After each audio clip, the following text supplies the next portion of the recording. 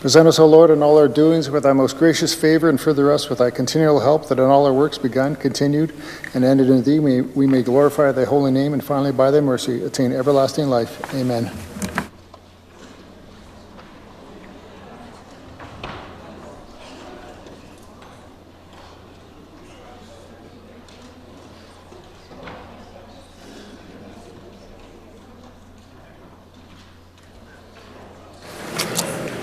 Introduction of guests.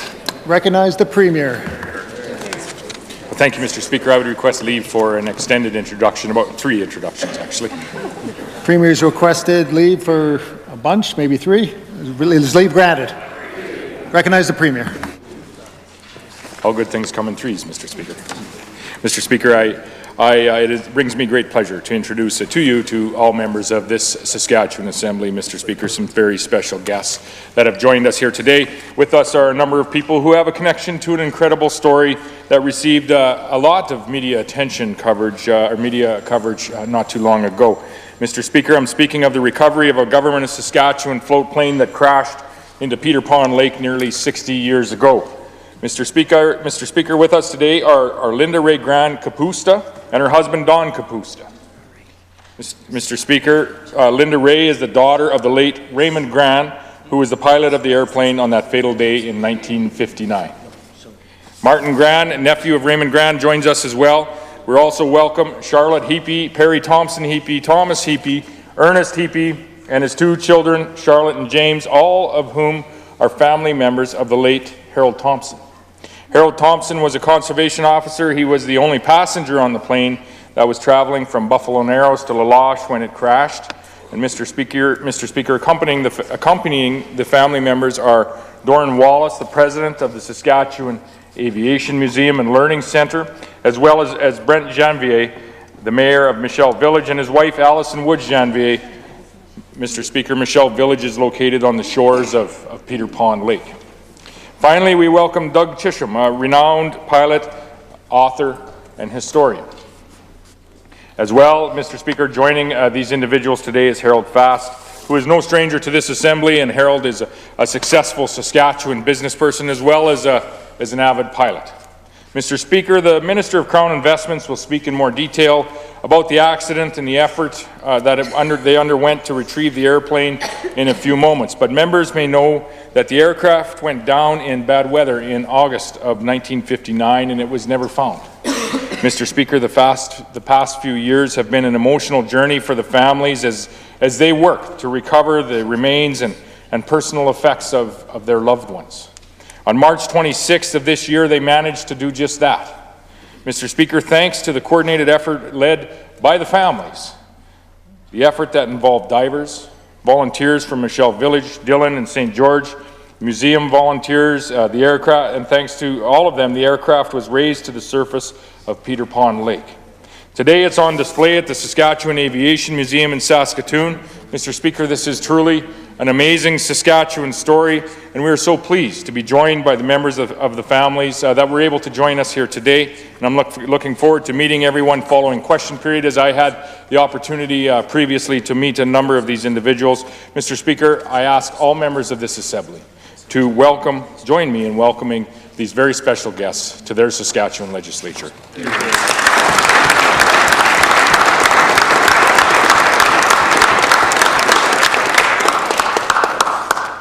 For number 2, Mr. Speaker, I want to take the opportunity to just welcome, I know she'll be formally introduced in a few moments, but a previous member of this Assembly, a friend to so many, the previous member for an MLA for Kelvington Wadena, June Droughty.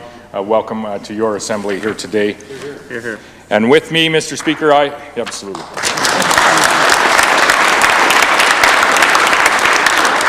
I had the opportunity to be joined with 3 of my close friends, I would call them, Mr. Speaker. I have my nephew, Carson Letting, with us today. Mr. Speaker, Carson is a grade 8 student at WP Sandine High School in Shelbrick, the home of the aardvarks, Mr. Speaker. Very threatening animal if you're an ant. Mr. Speaker, Carson is an avid elk, Shellbrook elk in the community as well. He's a goalie for their Bantam team and becoming quite a good hockey player and goalie, Mr. Speaker, as well as a softball pitcher, a fastball pitcher, and he's my snowmobiling partner when I have the opportunity to get home. Mr. Speaker, with Carson is his sister, younger sister Abby, who is a grade 7 student at the same school, a formidable softball pitcher in her own right, as well as a hockey player, and quickly becoming likely maybe even a little stronger curler than her brother at times, I think. No. Mr. Speaker, Carson and Abby are my sister's children, and with them they're joined by my brother's daughter, Nick Moe, who is a grade 8 student at École Valois in Prince Albert, Mr. Speaker, also a ball player, a hockey player, and they've had the opportunity to join with their words, not mine, their coolest uncle, Mr. Speaker, here today, and they'll be heading home for the remainder of the week of school in their communities. Mr. Speaker, I'd ask all members to join me in welcoming these 3 family members of mine, June, and everyone else that has joined us here today. Hear, hear.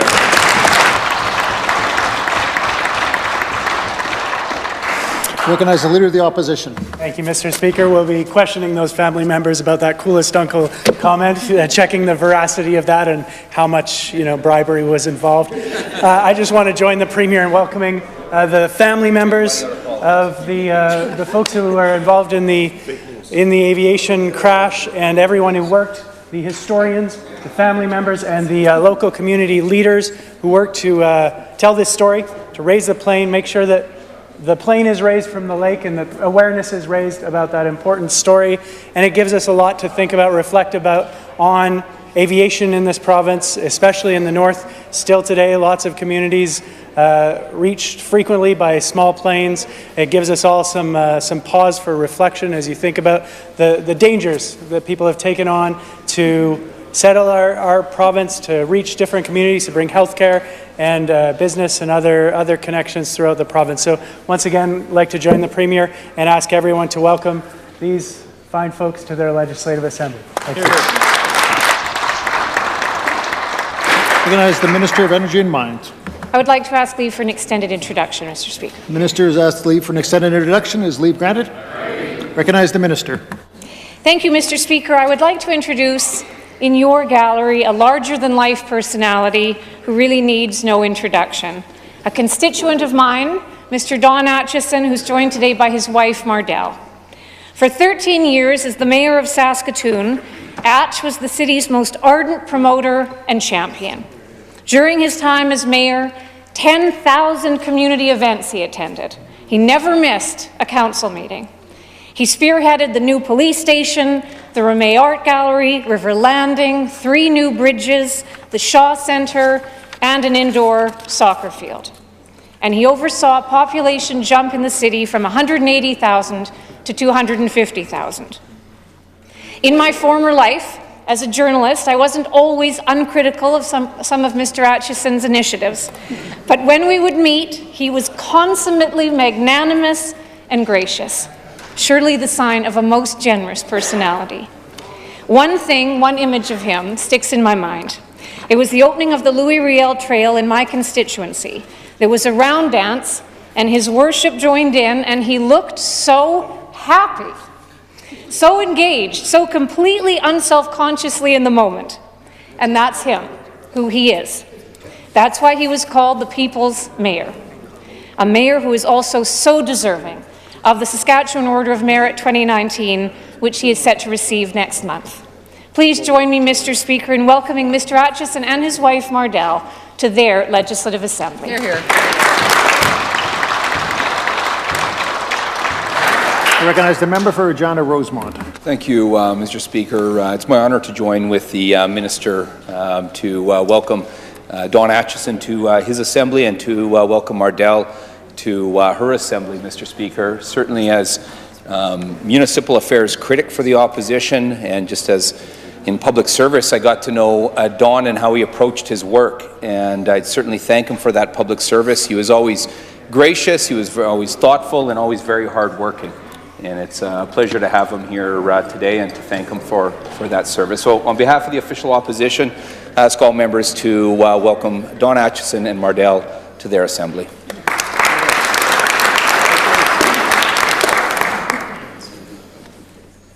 Thank you, Mr. Speaker. While on my feet, I want to join with the Premier to welcome June Drowdy to her Assembly. It's nice to have her warm presence in the Assembly here today. This is somebody that I had the honour of serving with, and somebody who did a lot of good for the province that I know she loves. A lot of focus around FASD for many years, something that's important to me, important to our province, and she continues to serve many, Mr. Speaker, through the Autism Resource Centre and providing supports for many. So it's a pleasure to welcome June Drowdy to her Assembly. While still on my feet, Mr. Speaker, I just want to thank the Deputy Premier for the orange shoelaces that he sent across to me here today, Mr. Speaker. I really appreciate it.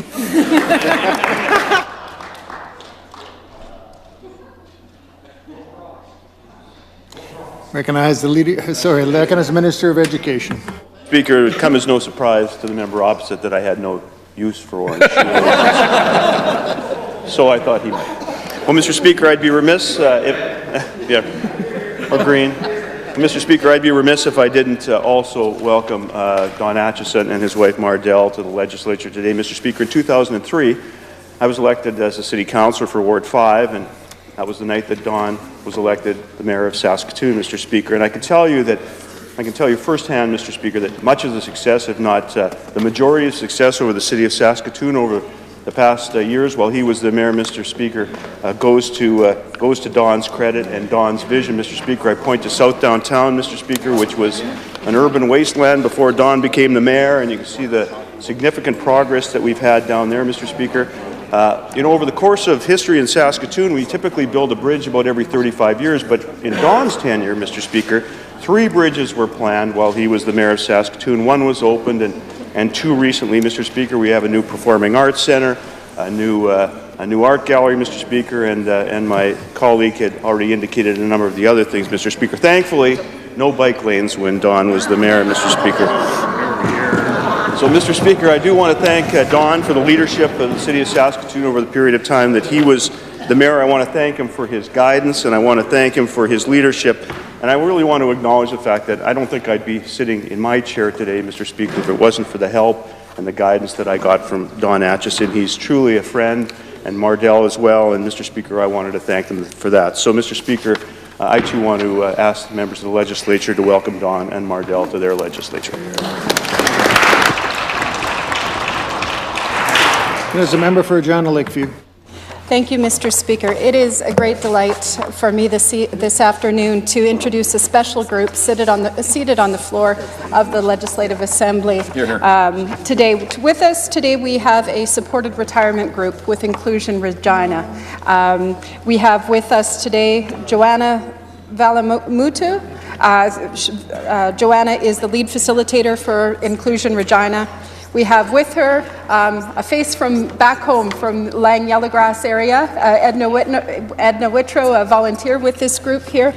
Today, Joanne Bevan, a senior support staff with Help Homes Regina, and 2 faces that it's been too long since I've seen, but I would recognize anywhere. We have with us today Robert Shepherd and Georgette Audette. So nice to see you, and I would invite all members to join me in welcoming these very special individuals to their Legislative Assembly. As the Minister of Government Relations. Mr. Speaker, to you and through you and all members of the Legislative Assembly, I would like to introduce, seated in your gallery, Chief Roy Petit and Garnet Ayapas he's an Economic Development Officer of the Beardies and Okemesas First Nation. They're here today with Interjex, a renewable energy producer, for a members' reception where they're going to talk about this and many of their other interesting initiatives they got. They're here today with Brenda Barutz, who's the principal with Paragoros Incorporated. I'd like to welcome Chief Petit, Garnet and Brenda to their Legislative Assembly. Recognize the member for Regina Elphinstone Centre. Thank you very much, Mr. Speaker. I'd like to join with the Minister on behalf of the official opposition in welcoming Chief Roy Petit from Beardy's Ogomassus to his Legislative Assembly. Mr. Speaker, it's good to see him here. We look forward to the reception later on this afternoon. Of course, as well, to say hello to Garnet and to Ms. Barudis, no stranger to this Assembly. We look forward to hearing more about the exciting opportunities I'm sure they've got to present very soon. But on behalf of the official opposition, we welcome these very important people to their Legislative Assembly. Recognize the member for Batoche. Thank you, Mr. Speaker. I would like to join with the Minister in welcoming the members from Beardy's Ogomassus, Chief Roy Petit and Garnet. We have found a mutual interest in history, and we've been going through, and we'll be spending more time together. But I would ask all members to join me in welcoming, because they come from the most successful reserve in the Batoche constituency, and they've got a big, bright future ahead. So welcome the members from Beardy's Ogomassus. There's a member for Athabasca. Thank you very much, Mr. Speaker. To ask for leave for extended introduction. Members ask leave for an extended introduction. Is leave granted? Thank you very much, Mr. Speaker. I too want to welcome the family of the Grand family that are here today to celebrate the retrieval of the aircraft that was missing for a number of decades. I want to commend the Mayor, Brent Janvier, for being here in support of that effort. And certainly, Mr. Speaker, I would point out that coming from the Isle of La Crosse area, we're all familiar with the stories of the flying exploits of the Grand family. There was Morris Grand, and I understand that Ray Grand also served in the Second World War, and that he received the Distinguished Flying Cross, which is something to be very, very proud of. And I know that the family struggled over the many years trying to find closure for the missing Ray Grand, and of course the gentleman accompanying Mr. Grand, Harold Thompson. They both died while they were working and they're doing their duty. And I know that it was a very difficult time for them, Mr. Speaker, over the years to try and find closure, to find conclusion to what happened to their loved ones. And Mr. Speaker, it's very important to note that we celebrate this day with them as well. I want to commend Don Capusta, who married Ray Grand's daughter Linda, for taking the time and the effort to help his in-laws and his wife find closure and certainly find the sense of peace that is necessary. Now, Mr. Speaker, I want to point out that in the early years when I was a young lad growing up in Isle La Crosse, we often heard of the Grand family as they were flying throughout the northwest region of Saskatchewan, in particular Morris Grand. We heard the legends of Ray Grand and the abilities that he had, and of course the great service of Harold Thompson as well. We also heard of the exploits of many great pilots in the Northwest, the pioneers of this particular industry, people like Johnny Midget of Big River, people like Goo Clark of Meadow Lake, Richard Waite also was a pilot. So, Mr. Speaker, my father was also a pilot. He was one of the first Métis pilots. He got his commercial license after he came back from World War II. And there was always a good connection I had to the Grand family, because we lost our mother to an aircraft accident. I was 5 years old when she perished in an airplane accident during a very bad storm. So as you look at the success of today's story, and I hope and pray that the Grand family find their peace, because it was a very tough industry in those days. Often my father would fly, and half an hour later the instruments would thaw out, and then we would see we're okay for fuel. So we were raised and grown up in a aircraft, and so we had a lot of connection to the Grand family. And all I want to say is that I hope you find peace. I wish you the very best, and God bless you all for your continued endurance and your suffering, and finally we have peace and closure. God bless, and thanks for being here today.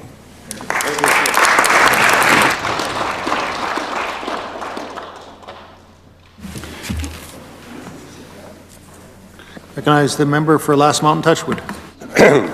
Thank you, Mr. Speaker. Mr. Speaker, it gives me a great deal of pleasure today to introduce 15 grade 8 students who are seated in the West Gallery.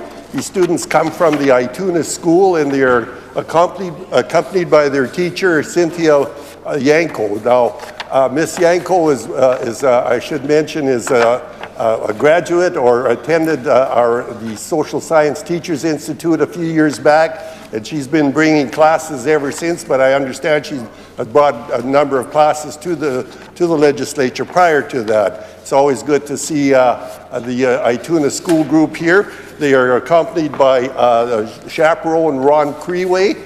Ron is an engineer who I see occasionally when I stop in at the RM of Ituna office, where Ron rents some office space and does some work, and we discuss the affairs of Ituna and district, and of course the things that he may or may not be working on at the time.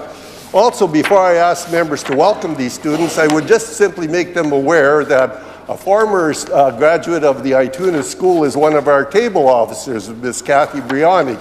Kathy tells me she just graduated a few years before these students, and she would certainly like to make them welcome. So I would ask all members to welcome the Ituna School students to their assembly.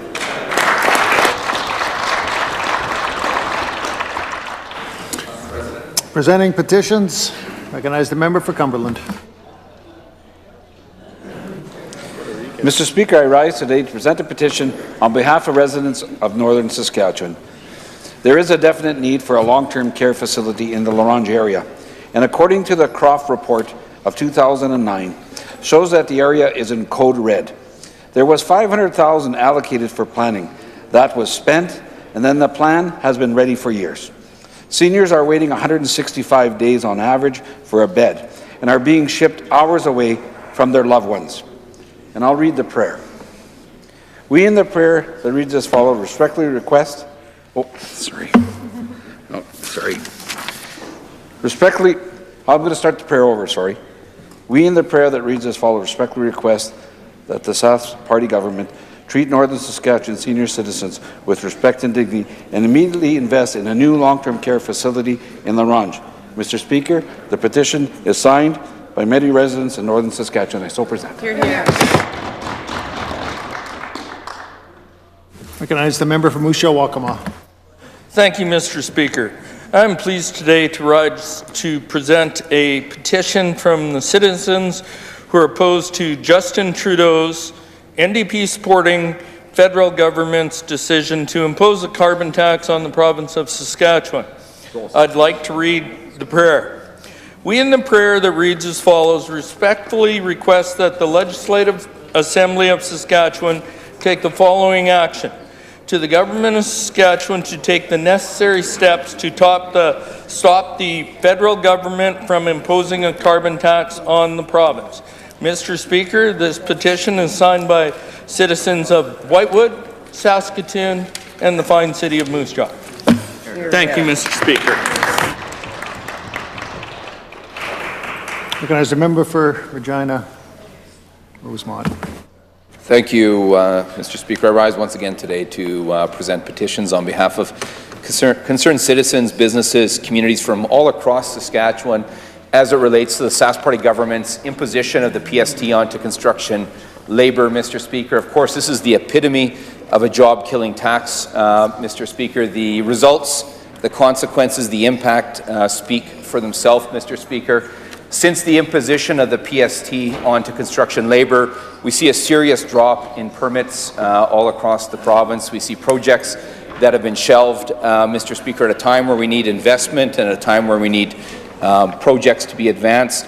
And we see thousands of hardworking tradespeople losing their employment, their livelihoods as a result, Mr. Speaker. So many of those people that have been forced outside of Saskatchewan in the pursuit of employment, a loss for them and their family, but a tremendous loss for our province, Mr. Speaker. And we know that Saskatchewan households have been hit hard, as has our economy, by the expansion of the PST, Mr. Speaker. In fact, the average household is paying almost $800 more per year than just 5 years ago, Mr. Speaker. That's a hard hit on households, and we see it directly in our economy, where we see things like retail sales completely flat, Mr. Speaker, nominal GDP flat, and families struggling. The prayer reads as follows. we in the prayer that reads as follows respectfully request that the Legislative Assembly of Saskatchewan call on the Sask Party government to stop saddling families and businesses with the costs of their mismanagement and immediately reinstate the PST exemption on construction and stop hurting Saskatchewan businesses and families. These petitions today are signed by concerned residents of Regina and Saskatoon. I so submit. Recognized a member for Regina Lakeview. Thank you, Mr. Speaker. I rise this afternoon to present a petition calling on this Assembly to support GSAs in Saskatchewan schools.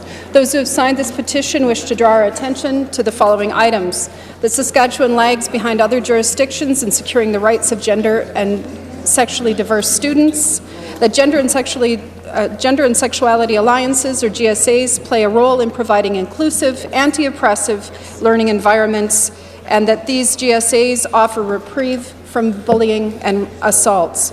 Gender and sexuality alliances offer opportunities to improve attendance and retention rates, generate meaningful relationships at schools, reduce homophobic and transphobic bullying, and that this government must act so that under no circumstances are gender and sexually diverse students denied the right to form gender and GSAs within their schools. Mr. Speaker, I'll read the prayer. We in the prayer that reads as follows respectfully request that the Legislative Assembly of Saskatchewan call on this government to take immediate and meaningful action to enshrine in legislation the right of students to form GSAs within their schools in order to deliver equal opportunities for all students to reach their full potential. Mr. Speaker, I'm tabling a number of petitions today that have been signed by residents of Regina, Weyburn, Saskatoon, North Battleford, Maple Creek, Aberdeen, Meota, Swift Current, Success, Stewart Valley, Elrose, Conquest, and Prince Albert. I do so present. Recognized a member for Saskatoon, Newtana. Thank you very much, Mr. Speaker. I'm rising today to present a petition regarding the Water Security Agency of Saskatchewan. The people who have submitted this petition are concerned about the inflows in the Quill Lakes and the project, Common Ground Drainage Diversion Project, that would drain saline water from the Cuttawagan and Pell Lakes into Last Mountain Lake.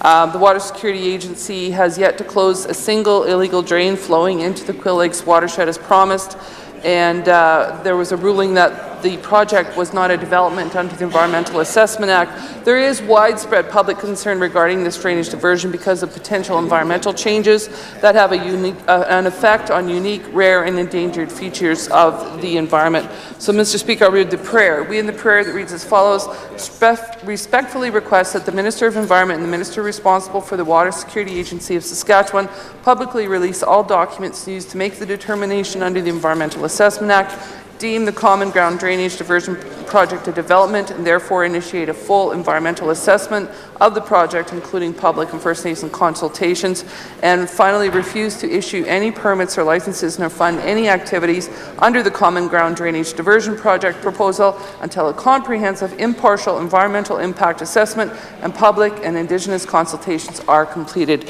And Mr. Speaker, the individuals signing this various number of petitions today are from Broadview, Grenfell, Estevan, Crooked Creek, Grayson, Regina, Bangor, Stockholm, Atwater, Melville, Cowessess First Nation, Sakamay First Nation, Whitewood, Esterhazy, Saskatoon, Broadview, Beanfate, Benson, Lemberg, and Goodeve. I so submit. Recognized a member for Regina Northeast. Thank you, Mr. Speaker. I rise today to present a petition on calling for real action to fight climate change. Mr. Speaker, the people signing this petition were some of the over 500 students that gathered on the steps of this legislature on Friday to call for real action to fight climate change. Mr. Speaker, the petitioners signing this petition want to bring to our attention that Saskatchewan produces the highest greenhouse gas emissions per capita in all of Canada. They want to bring to our attention that this government has failed to tackle climate change and has failed to reduce emissions, even according to their own weak targets. And they failed to put in place a real plan to protect our natural environment. Mr. Speaker, the petitioners signing this petition want to bring to our attention that this government has slashed programs and funding for the environment and put us on a backwards course, and that All of this is represented or evidenced by the fact that payments under the Provincial Disaster Assistance Program have been increasing by hundreds-fold over the last couple of decades. Mr. Speaker, in the prayer, the petitioners respectfully request that this Legislative Assembly enact a real plan and allocate appropriate funding in the provincial budget to tackle climate change by reducing greenhouse gas emissions, helping families transition to energy-efficient homes, and encouraging everyone in the province to take real action to protect the environment. I so present. Reading and receiving petitions. Statements by members. I recognize the member for Saskatoon-Nutana. Assalamu alaikum. Peace be unto you. Mr. Speaker, I rise today as Muslims worldwide prepare for the start of Ramadan, which began last night with the spotting of the moon and will continue until June 4th. This is a holy month for Muslims across Saskatchewan and the world. Ramadan is a time to reflect on and practice self-discipline through a month of fasting, a practice that would be hard to fathom for those of us who are non-Muslim. Muslims fast as an act of worship, a chance to get closer to God, and a way to become more compassionate to those in need. It's also seen as a way to learn patience and break bad habits. I know the invitations have already started coming in, and many members on both sides of this Assembly will be attending Ramadan events, iftar dinners, as well as Eid al-Fitr events to celebrate the breaking of the fast at the end of Ramadan. Often, mosques around the world hold large iftar dinners for the poor and vulnerable in their community. Mr. Speaker, I ask all members to join me in recognizing the start of Ramadan and to thank Muslim communities across Saskatchewan for the messages of peace and welcoming that they bring to community events.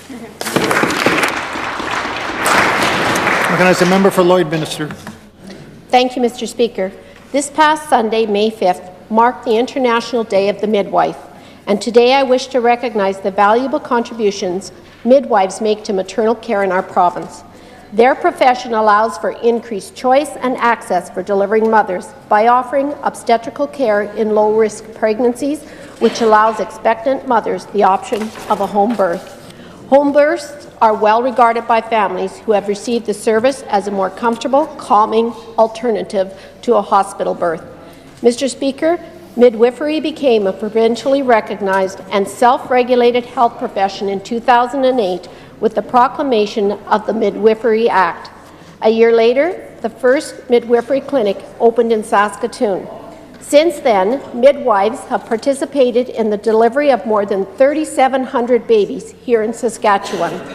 Mr. Speaker, this profession is greatly appreciated by both our government and the clients it serves, which is why we proudly continue to contribute $2.4 million towards midwifery services.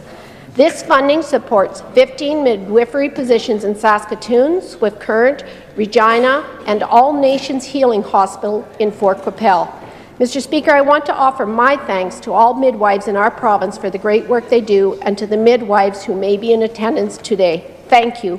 Please join me in recognizing these valuable health professionals.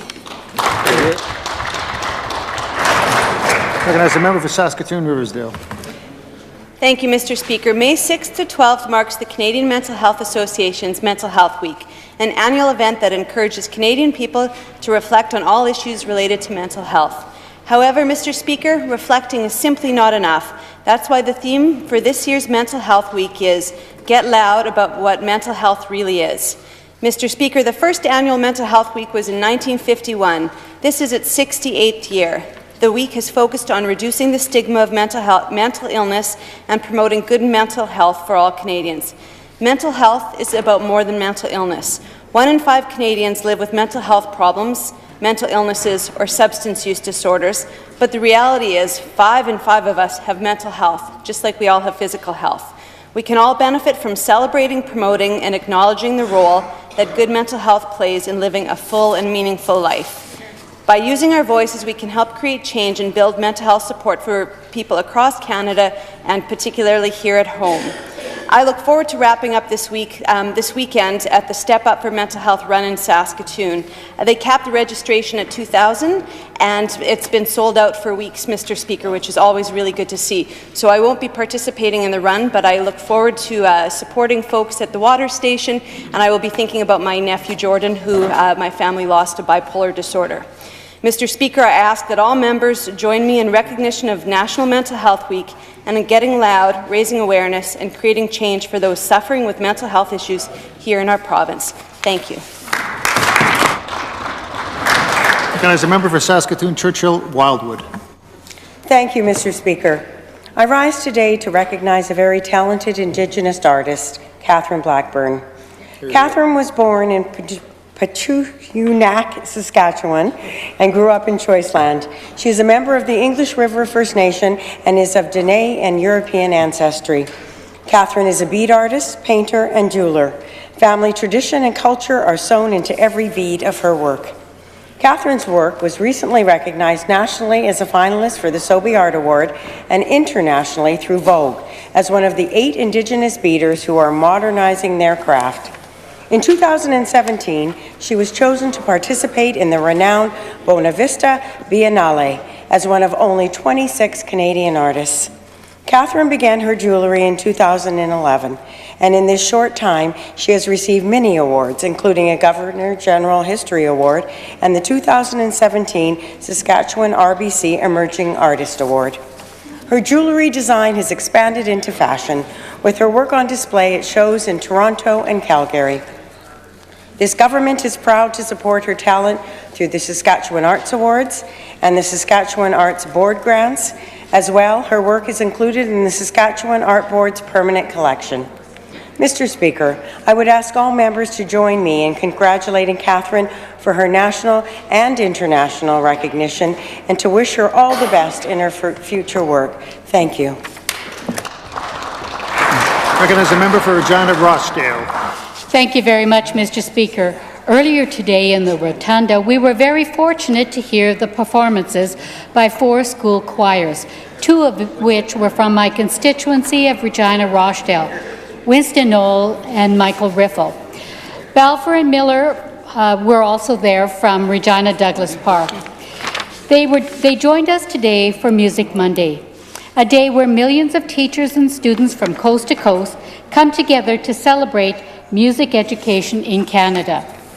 Mr. Speaker, this national event is organized by the Coalition of Music Education in Canada, which is a group of both students, teachers, and professionals.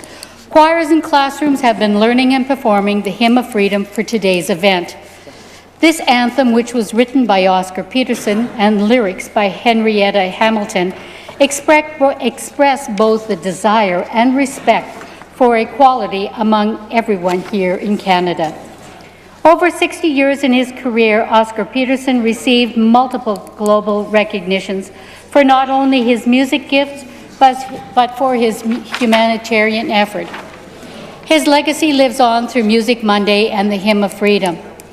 I now ask all my colleagues to join me in thanking our 200 performers for sharing the talents here in the Legislative Building today, and for recognizing Music Monday, this event which celebrates the importance of music in our lives. Recognize the member for Arm River. Thank you, Mr. Speaker. Today, I would like to recognize Saskatoon Star Phoenix sports editor Kevin Mitchell. Kevin was named the 2018 Journalist of the Year at the National Newspaper Awards in the sports writing category for his exceptional coverage of the Humboldt Broncos tragedy. This was not an easy story to cover, but Kevin was very proud of the work that him and his colleagues in the newsroom did to share the stories of those affected by that tragic bus accident. April 6th was a very dark day in Saskatchewan, and the heartbreak spread across the entire world. But during this time of darkness, we were comforted and connected through the stories of those affected by the bus crash, which helped us mourn as a global community.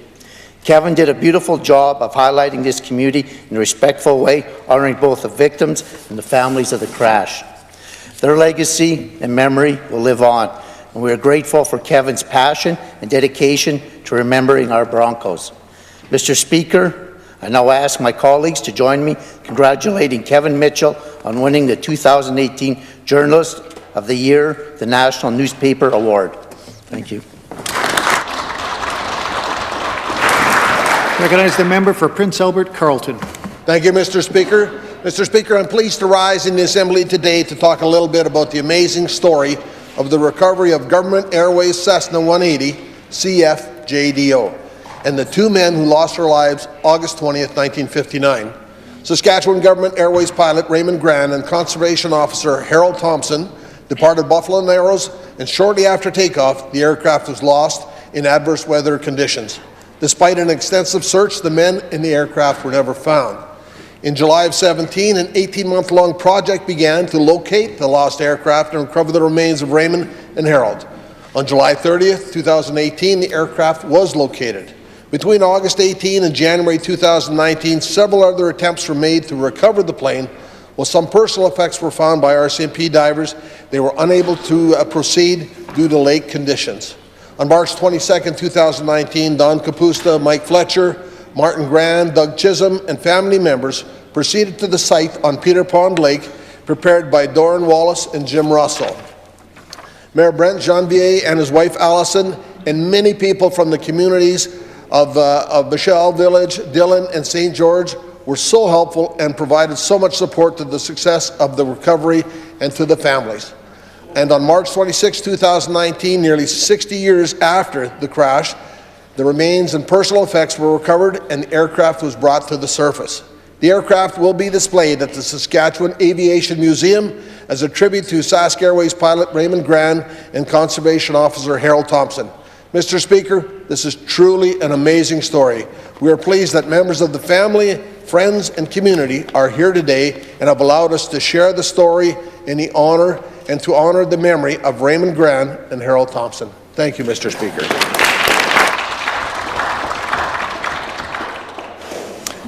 Question period. I recognize the Leader of the Opposition.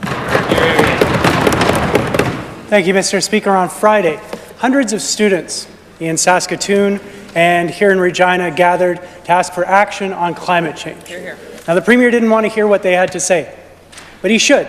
With floods across the country, with fires and droughts here in Saskatchewan, these are the young people who will be paying for our inaction for decades to come.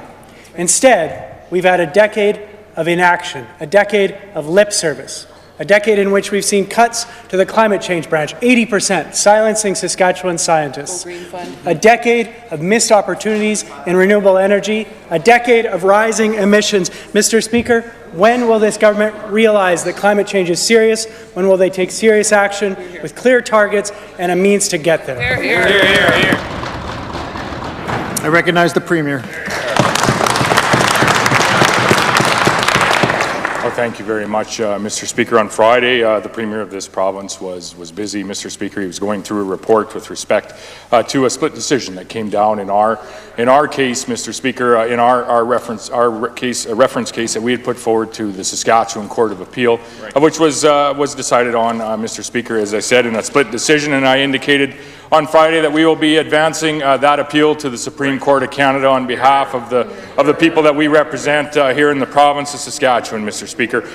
We need to, all people in this nation and in this province, Mr. Speaker, whether they be on the front steps of the legislature, in our communities across Saskatchewan, or working in our industries, should not confuse, Mr. Speaker, taking real action on climate change with a federal carbon tax, Mr. Speaker. Those two are very, very different, Mr. Speaker. And in Saskatchewan, what has also occurred over the course of the past decade is real action on climate change, Mr. Speaker, in agriculture. When we look at crop agriculture being a carbon-neutral industry, Mr. Speaker, what has happened in manufacturing, most particularly the steel manufacturing industry, Mr. Speaker, where we have a strong record in offsetting our emissions, Mr. Speaker. What's happened in our mining sector, what's happened in our energy sector, Mr. Speaker. We can be very proud of the strong action that has been taken on climate change in this province, Mr. Speaker, without a carbon tax. Recognize the Leader of the Opposition. Thank you, Mr. Speaker. talking about that split decision, something that wasn't split, something that was common across the board. All 5 justices agreed that climate change is caused by anthropogenic greenhouse gas emissions and that it's one of the great existential issues of our time, Mr. Speaker. My question for the Premier is this. Does he agree with that statement? Does he agree with both the cause and the seriousness and the urgency of actions? And if he does, and if he wants to communicate that to the young people of this province, if he couldn't be out there on the steps, why wasn't the Deputy Premier, the Minister of the Environment, or someone else from this Cabinet out there to speak to those students? Thanks. I recognize the Premier.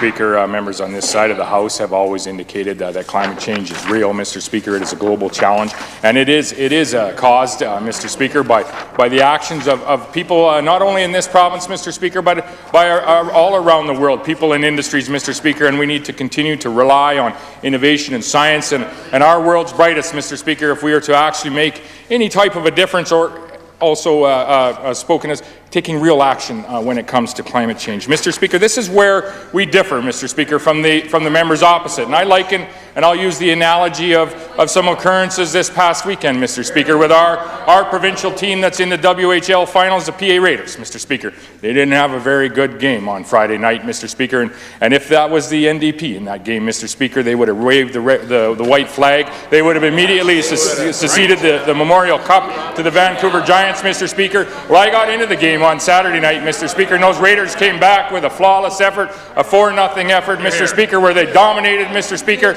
and they're going on to the next game out in Vancouver, and the next game, Mr. Speaker, just like we are in our battle against the federally imposed carbon tax. Recognize the Leader of the Opposition. Thank you, Mr. Speaker. Now, this Premier has said that this case is going to go all the way to the Supreme Court, a process that could take years and years. And in the meantime, we're waiting.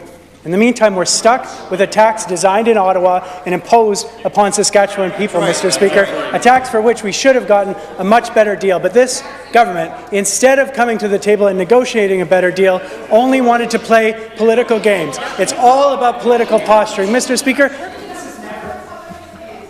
Order, please. Recognize the Leader of the Opposition. Mr. Speaker, this has never been about us. It's never been about the people of Saskatchewan. It's always been about the Sask Party. And we can see that because they were able to negotiate a better deal for the heaviest emitters in the province. When? Now that he knows this is going to be with us for years, when will the Premier get to the table and negotiate a better deal for the rest of us? Recognize the Premier.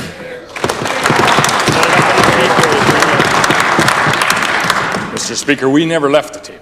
With respect, Mr. Speaker, to a plan, the plan of prairie resilience that the government of this province has put forward, Mr. Speaker, that plan was actually accepted by the federal government, Mr. Speaker, and we're proud to put forward a plan that was actually supported by the industry in this province, Mr. Speaker, representing all of the hard-working people in communities across this province, Mr. Speaker.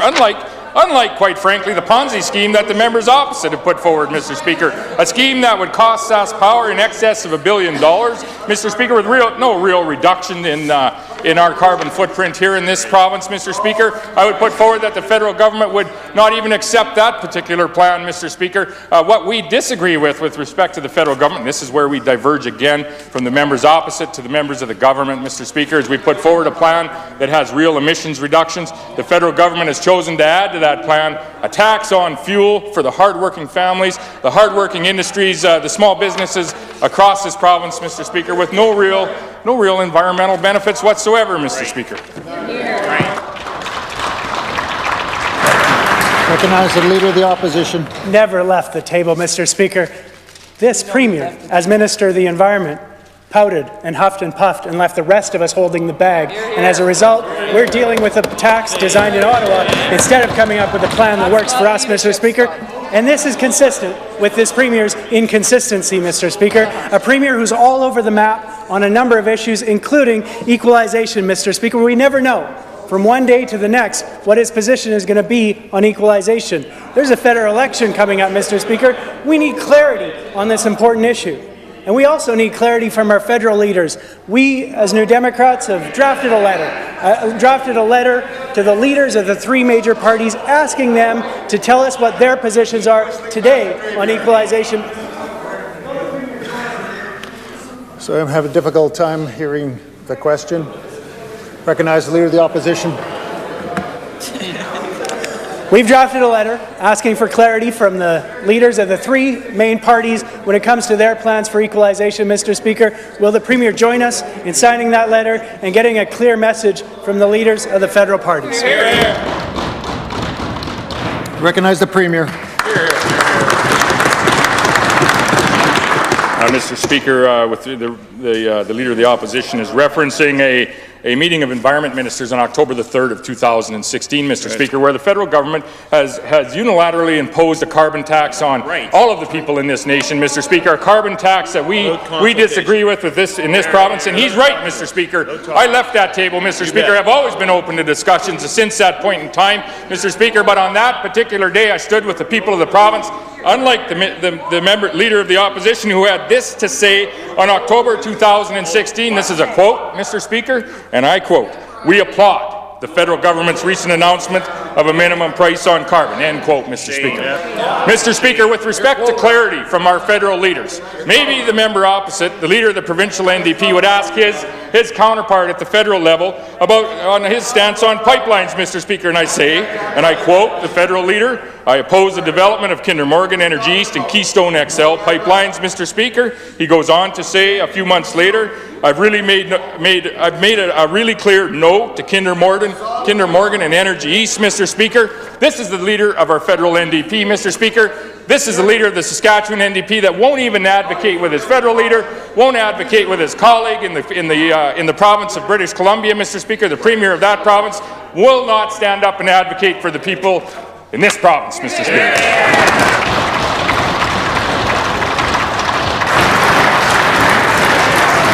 Recognize the Leader of the Opposition.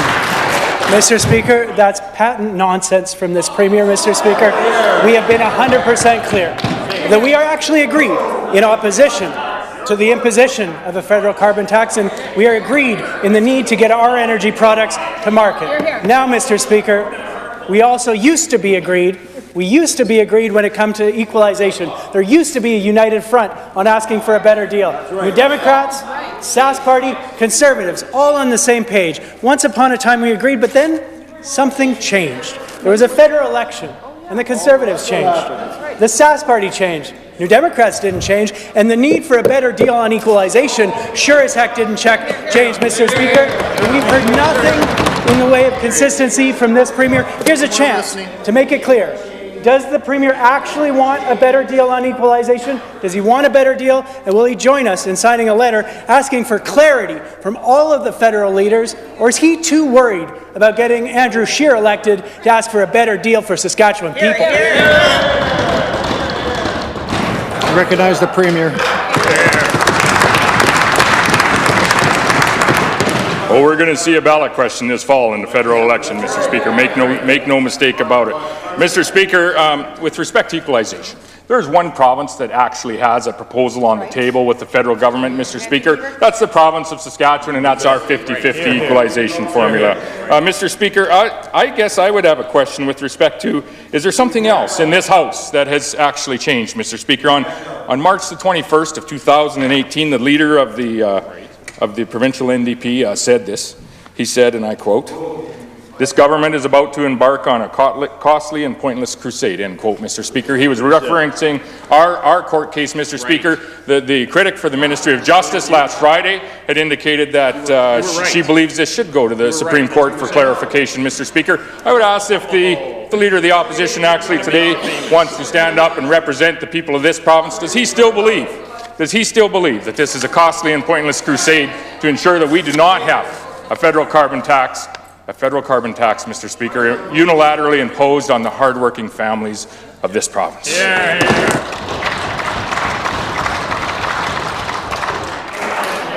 Recognize the member for Saskatoon Fairview. Thank you, Mr. Speaker.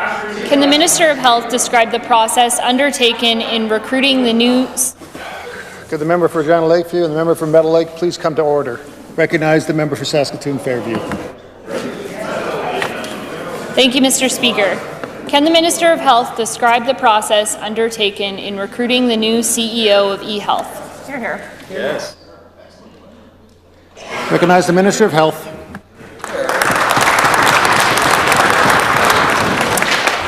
Mr. Speaker, that process was undertaken by the Board of Directors of eHealth some time ago now, Mr. Speaker. I believe they hired an outside firm to help with the recruitment, Mr. Speaker. I assume it went through a normal process and the final decision was landed on. Recognize the member for Saskatoon Fairview. Mr. Speaker, we have been hearing significant concerns about this appointment both from within and outside the organization. The new CEO of eHealth returns to Saskatchewan after being forced out of his role as CEO of Brant Community Health System in the fall of 2017. He, alongside his entire board, was replaced after a comprehensive investigation was ordered by the Ontario Minister of Health and found that under his leadership, the Brant Health System faced performance decline, a complete failure in implementing lean, significant financial difficulties, decline in staff and physician morale, exodus of skilled professionals, and what was described as a toxic culture of fear and intimidation. To the Minister, has he read the investigation report that was ordered by Ontario's Minister of Health? Recognize the Minister of Health. Mr. Speaker, it's my understanding that the Board of Directors of eHealth did their due diligence when deciding on Mr. Hornell to take over as CEO. Mr. Speaker, he was there for a number of years when during a great deal of change. It's not unusual in positions for CEOs of large corporations, Mr. Speaker, that when there's a change of direction, that there's a parting of the ways, Mr. Speaker. As far as I understand, there was absolutely no wrongdoing or even, I think, allegations of that, Mr. Speaker. Mr. Hornell has demonstrated success in the health system in Saskatchewan over a number of years before he left to take the position in Ontario. Mr. Speaker, I find it somewhat troubling that a man with a distinguished career such as Mr. Hornell is being used for simply a drive-by smear tactic from the members opposite. That's right. And as a member for Saskatoon Fairview. Mr. Speaker, these are very serious concerns that have been raised.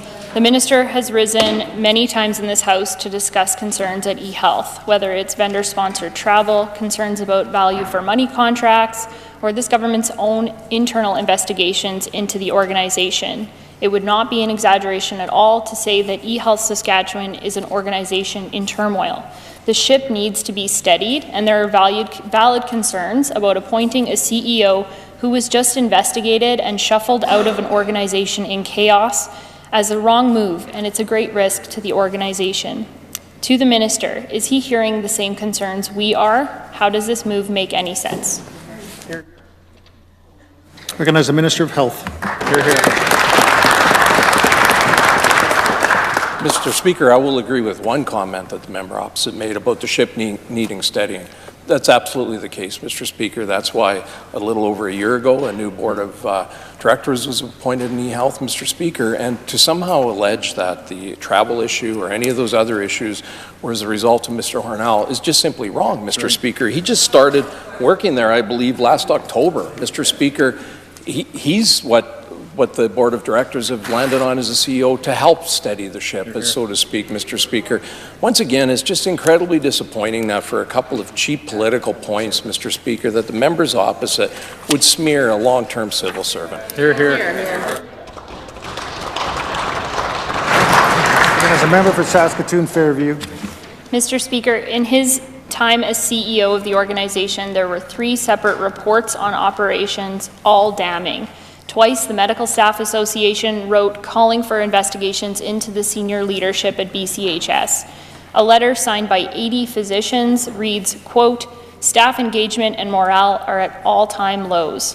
Physicians who have worked at BCHS for 25 years or more have never experienced this degree of dissatisfaction or disengagement," end quote.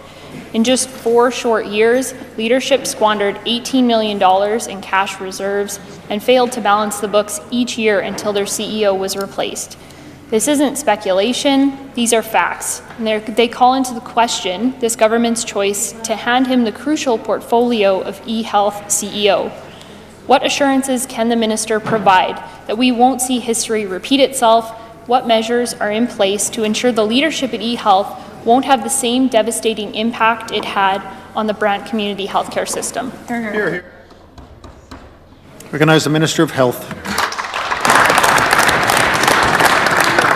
Mr. Speaker, as I said, it's not unusual in a position as CEO of a major corporation for there to be a desire to go in a different direction. Mr. Speaker, Mr. Hornell was also the CEO of Cypress Regional Health Authority for a number of years. By all accounts, I understand, everyone I talked to said he did an exemplary job.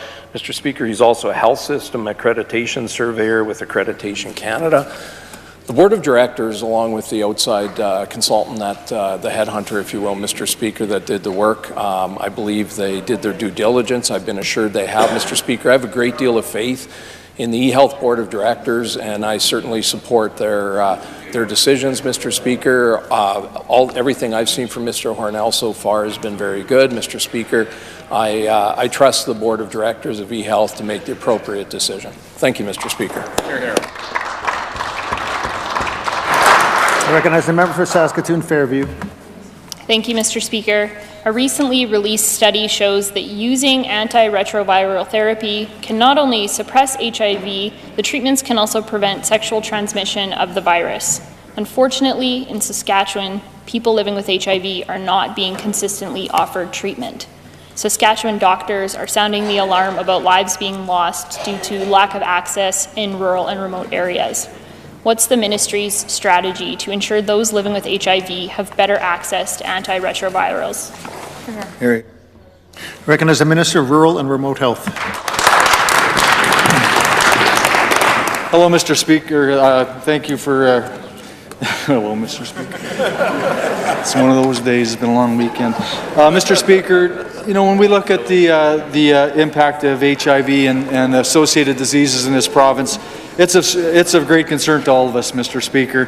That's why through the Ministry of Health, through the work that we've been doing on this side of the House, we've increased the testing. In fact, since the last just under 10 years, we've increased testing by over 71%, Mr. Speaker. It was brought to our attention a couple of years ago through some consultations, I think primarily with medical students. I think it might have been even called upon by the Leader of the Opposition in his time as a physician, the universal coverage of HIV medication, Mr. Speaker, and that's a move that we made. We've recently been aware that there's been some concern with access to these medications, maybe in rural and remote areas. The Minister of Health and I just met with representatives of the SHA and the Ministry this morning, talked about this very issue to make sure that physicians throughout this province are very aware of the availability of that medication and to prescribe it. Recognize the member for Saskatoon Fairview.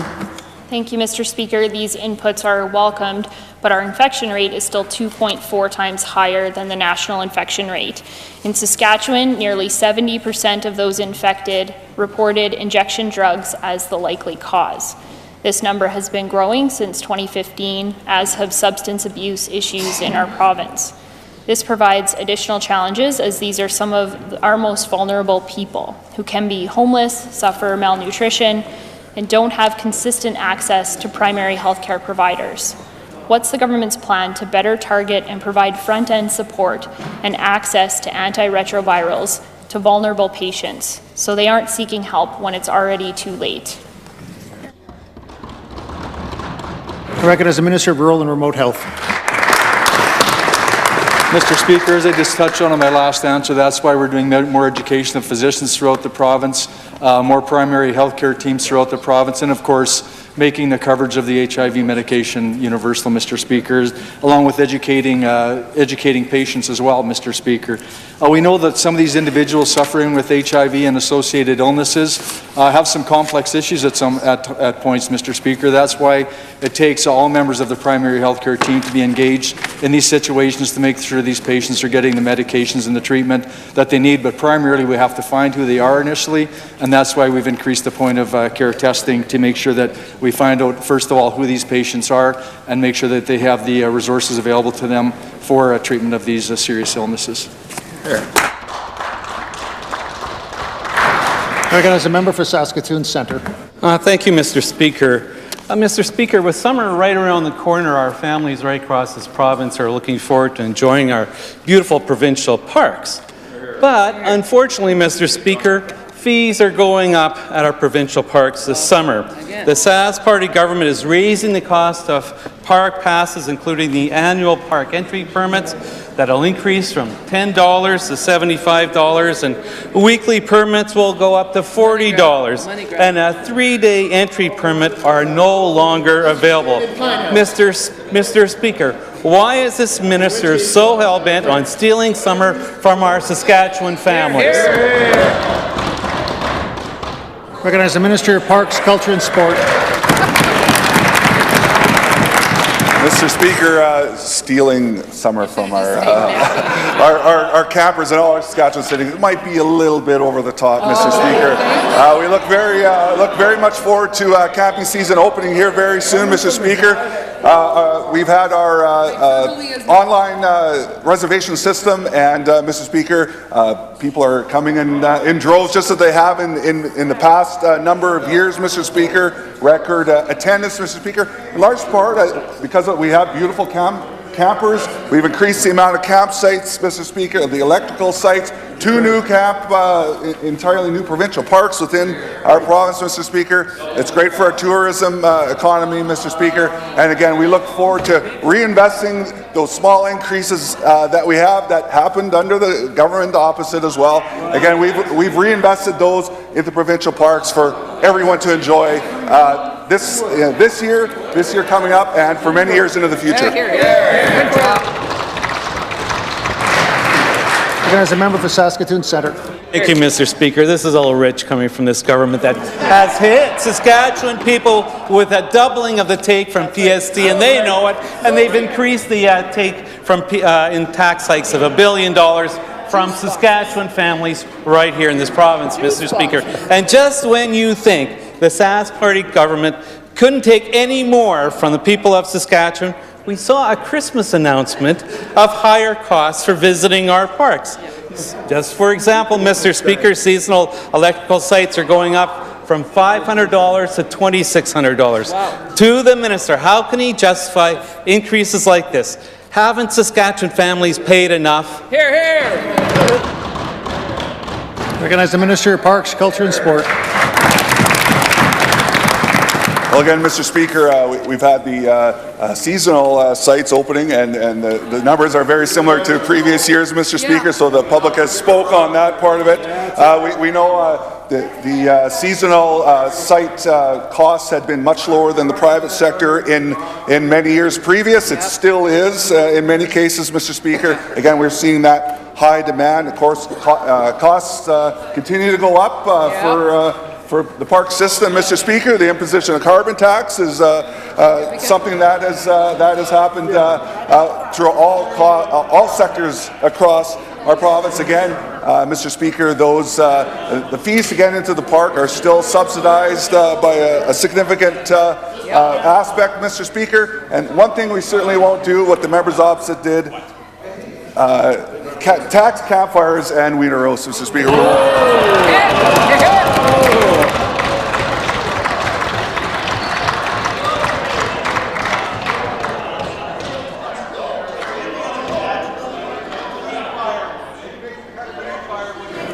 Ministerial statements. Introduction of bills. Presenting reports for standing and special committees.